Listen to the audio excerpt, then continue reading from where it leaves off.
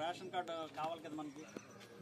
అదే ఆధార్ కార్డు నాది ఫస్ట్ నుంచి అదే ఆధార్ కార్డు స్కూల్లో ఫస్ట్ నుండి మీ ఆధార్ కార్డు అదే అయినప్పటికీ మీ స్కూల్ రికార్డ్స్ రాంబాబు అని ఉంది.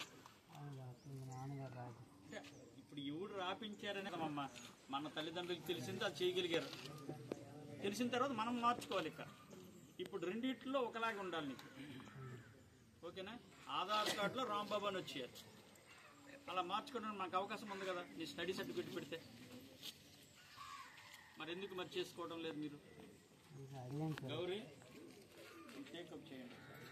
మార్పు చేసుకోవడానికి అవకాశం ఉంది.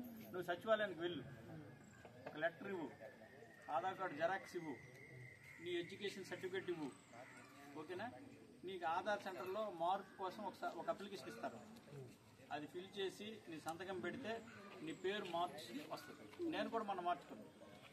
రీసెంట్గానే రామకృష్ణకి రామకృష్ణ మధ్యలో గ్యాప్ వచ్చింది. నాకు నా సర్టిఫికేట్లో గ్యాప్ లేదు, ఆధార్లో గ్యాప్ ఉంది. దేనికి కొట్టినా అది మిస్ మ్యాచ్ అని వస్తుంది.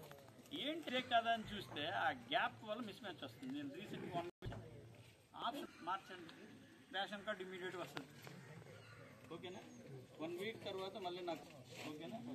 ఈ లోపు మీరు ఆయన మార్పుకి సంబంధించి అప్లికేషన్ ఇవ్వండి, గైడ్ చేయండి. మోర్ ఓవర్ మనం ప్రోయాక్టివ్గా ఉండాలి. వాళ్ళు వేరు వేరు పనుల్లో వెళ్ళిపోతారు, వాళ్ళు ఉంటారు కదా.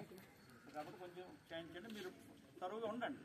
అంటే రేషన్ కార్డు వస్తే రేపు పొద్దున్న ఏదైనా పెద్ద ప్రభుత్వానికి సంబంధించినటువంటి పథకాలు నీకు వర్తింపజేస్తాయి. కాబట్టి ఖచ్చితంగా చేస్తాం.